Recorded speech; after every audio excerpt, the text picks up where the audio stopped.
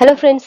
இன்னைக்கு நம்ம ஒளிபரப்புல visionary leader, humble philanthropist மற்றும் இந்தியன் பிசினஸ் லேண்ட்ஸ்கேப்பை ரீடிஃபைன் செய்த மனிதர், இன்டெகிரிட்டி, இனோவேஷன் மற்றும் சக்சஸ்க்கு ஒத்த பெயரான ரத்தன் டாடாவின் கதையை பிரீஃபா பார்க்க இருக்கிறோம். இவருடைய ஏர்லி லைஃப்னு பார்த்தா, இவர் 1937ல டிசம்பர் 28ல மும்பையில பிறந்தவர். ரத்தன் டாடா இந்தியாவின் மோஸ்ட் ப்ராமினன்ட் ஃபேமிலியை சேர்ந்தவர். இவர் சிறந்த முறையில் வளர்க்கப்பட்டாலும் அவருடைய லைஃப்ல சேலஞ்சஸ் இல்லாம இல்லைங்க. அவருக்கு 10 வயசா இருந்தப்போ அவருடைய பேரண்ட்ஸ் பிரிஞ்சிட்டாங்க.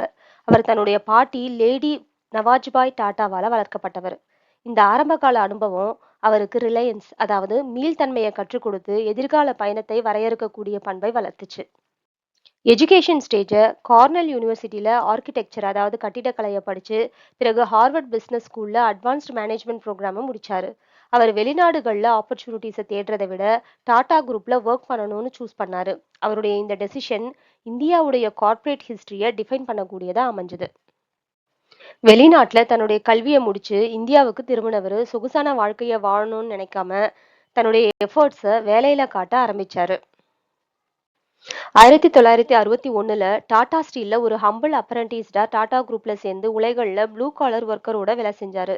1991ல ஜேஆர்டி டாட்டாவுக்கு பிறகு டாடா குரூப்புடைய சேர்மனா பொறுப்பெடுத்து கூட்டு நிறுவனத்தை ஒரு புதிய சகாப்தத்துக்கு கொண்டு போனாரு. அவருடைய லீடர்ஷிப் கீழே டாடா ஒரு குளோபல் பவர் ஹவுஸா எக்ஸ்பேண்ட் ஆகி 100 கண்ட்ரீஸுக்கும் மேல நியூ இண்டஸ்ட்ரியில என்ட்ரி ஆச்சு. குறிப்பா அவருடைய அச்சீவ்மெண்ட்ஸ்னு சொல்லணும்னா, இந்தியால காமன் மேனுக்கு சர்வ் பண்ற வகையில வேர்ல்ட்ஸ் மோஸ்ட் அஃபோர்டபுள் காரான நானோவை மேனுஃபேக்சர் பண்றதுல தலைமை தாங்கியவர்.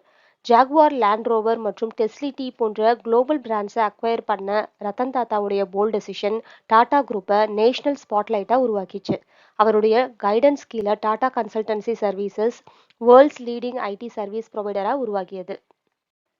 அவர் பிசினஸை கட்டி எழுப்பினது மட்டும் இல்லாம வேல்யூஸை நிலைநிறுத்தி டாடா நம்பிக்கைக்கு ஒத்த நிறுவனமாக இருப்பதையும் உறுதி செய்தாரு. டாடா குரூப்ல வரக்கூடிய ப்ராஃபிட்ல 60%க்கும் அதிகமான பங்கு எஜுகேஷன், ஹெல்த் கேர் மற்றும் கம்யூனிட்டி டெவலப்மெண்ட்டுக்கு சப்போர்ட் பண்ணக்கூடிய சேரிட்டபிள் ட்ரஸ்ட்டுக்கு ஒதுக்கப்பட்டிருக்கு.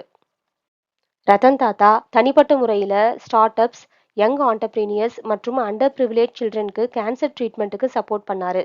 ரத்தன் டாட்டாவை பொறுத்தவரையில சக்சஸ்ன்றது ஜஸ்ட் ப்ராஃபிட்டை மட்டுமே சார்ந்தது கிடையாது.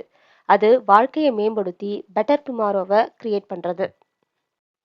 2012ல ரத்தன் டாடா சேர்மன் பொசிஷன்ல இருந்து ரிட்டையர் ஆனாலும் டாடா சன்ஸ் நிறுவனத்தின் எமிரிட்டஸ் சேர்மனா தொடர்ந்து செயல்பட்டாரு. அவர் ஆக்டிவ் ஏஞ்சல் இன்வெஸ்டராகவும் யங் ஆண்டர்பிரீனியர்ஸ்க்கு மென்டராகவும் குளோபல் லெவல்ல மில்லியன்ஸ் ஆஃப் பீப்புளுக்கு கண்டினியூஸ் இன்ஸ்பைரிங் பர்சனாகவும் இருந்திருக்காரு.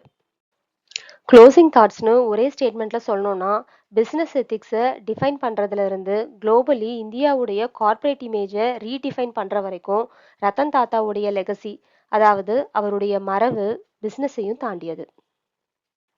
இந்த ஒளிபரப்பு உங்களுக்கு பயனுள்ளதாக அமைஞ்சிருக்கும்னு நம்புறோம். மீண்டும் முக்கியமான தலைப்பில் சந்திப்போம். இந்த வீடியோ பிடிச்சிருந்தா லைக் பண்ணுங்க, கமெண்ட் பண்ணுங்க, சப்ஸ்கிரைப் பண்ணுங்க. நன்றி.